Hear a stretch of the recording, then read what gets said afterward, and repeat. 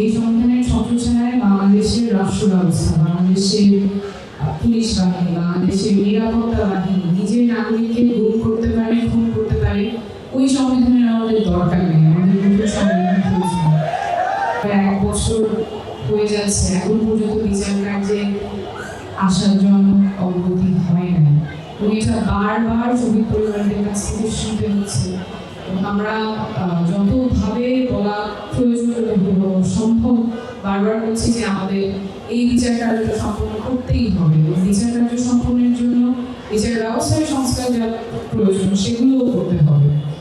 আমাদের শহীদ জাবিরের বাবা একটু আগে বলছিলেন যে নতুন সংবিধান লাগবে, যেই সংবিধানের ছত্রছায়ায় বাংলাদেশের রাষ্ট্র ব্যবস্থা, বাংলাদেশের পুলিশ বাহিনী, বাংলাদেশের নিরাপত্তা বাহিনী নিজের নাগরিককে গুম করতে পারে, খুন করতে পারে, ওই সংবিধানের আমাদের দরকার নেই। আমাদের নতুন সংবিধান প্রয়োজন। বাংলাদেশের একমাত্র স্মার্ট সিটি বসুন্ধরা এখন আরো নিরাপদ, আধুনিকতায় আরো এক ধাপ এগিয়ে। আপনাদের কাছ থেকে আপনাদের মুখের যে কথাগুলো সেগুলোই আমরা বারবার বলার চেষ্টা করি।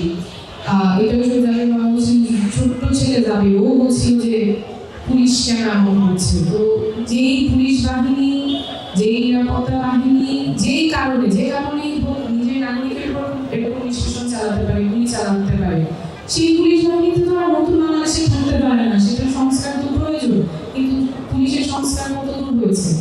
আমাদের অভ্যুত্থানের 1 বছর হতে চলল, সংস্কার আমরা দৃশ্যতভাবে কিন্তু দেখতে পাইনি।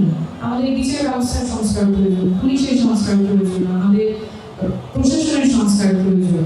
সেই সংস্কারগুলো কিন্তু আসছে না।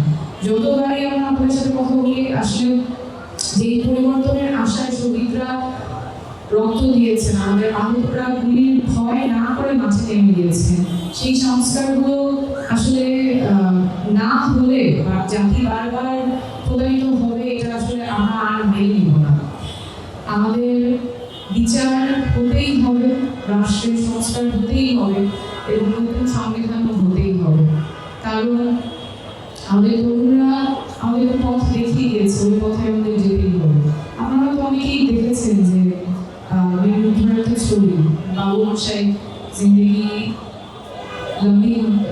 বাড়ি নিয়ে চলে লম্বি।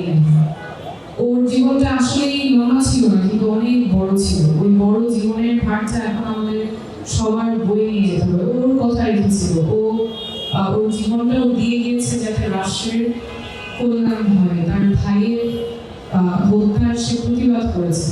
একইভাবে আমাদের অন্যরাও যারা শহীদ আছেন, আমি দেখছিলাম অনেকের সাথে আগেও কথা হচ্ছে, শহীদ নাইমা সুলতানার মা কথা বললেন, খুব আবেগভাবে বললেন যে বিচারটা কখন হবে না, মানসিকভাবে বিপর্যস্ত অবস্থায় আছেন, এখনো জানেন না যে বিচারটা কখন হবে। এর পাশাপাশি যে আসলেই ছাত্র জনতার অভিযান ছিল, এখানে ডাক্তার শহীদ ডক্টর সজীব সরকার আছেন, ছাত্ররা আছেন, শহীদ জাহিদুজ্জামান তানভীর, ড্রাইভার আছেন, গাড়ি চালক শহীদ মোহাম্মদ আসাদুল্লাহ, শহীদ আব্দুল রহমান, গার্মেন্টস শ্রমিক আছে শহীদ মাসুম শেখ, রিক্সাওয়ালা আছে শহীদ আকাশ পাটারি, হকার শহীদ হয়েছেন শহীদ মোহাম্মদ আলী হোসেন, রাজমিস্ত্রি শহীদ সাইফুল ইসলাম, ব্যবসায়ী শহীদ জুবায়ের ব্যাপারী, প্রবাসী শহীদ মোহাম্মদ সাইফুল ইসলাম। এরকম অসংখ্য মানুষ কিন্তু গুলির ভয় না করে রাস্তায় নেমে চলে এসেছিলেন। 1 বছর পরেও আমরা যেই উদ্দেশ্যে তারা রাস্তায় নেমেছে সেটা কতখানি সফল হয়েছে এই প্রশ্নটা থেকেই যায়। কিন্তু আমাদের অভ্যুত্থানটা সফল করতেই হবে।